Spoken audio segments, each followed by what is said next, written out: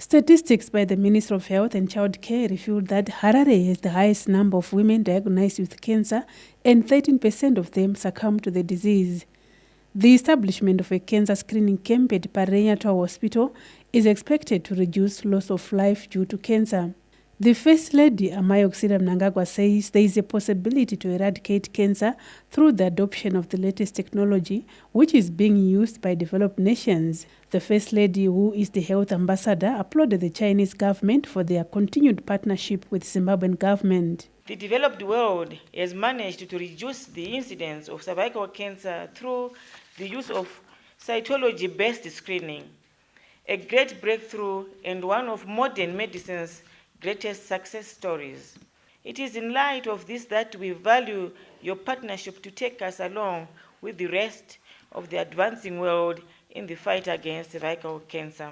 I urge you then, ladies and gentlemen, to encourage your friends, sisters, spouses, mothers, and other loved ones to take heed of the call and be screened regularly for cervical cancer.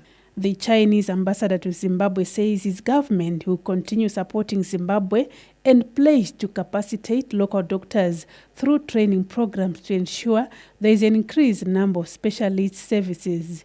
Cervical cancer disease prevention and treatment project that we are launching today is another testimony of our continuous devotion in the health sector.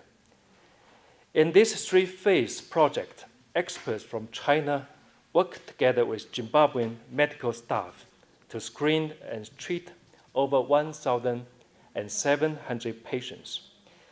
Medical treatment are donated to capacitate Parenyatua Hospital for checks and operations.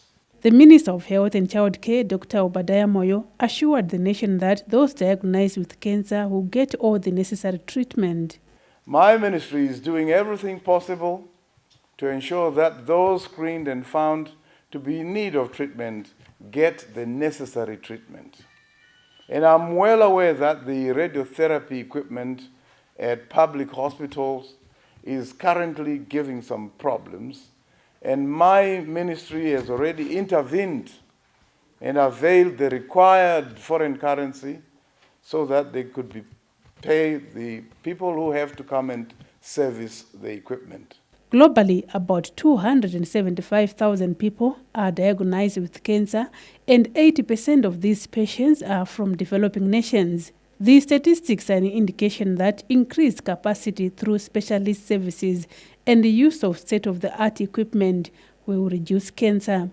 The First Lady has championed free cervical and breast cancer screening programs in Zimbabwe, and thousands of people have benefited across the country's 10 provinces.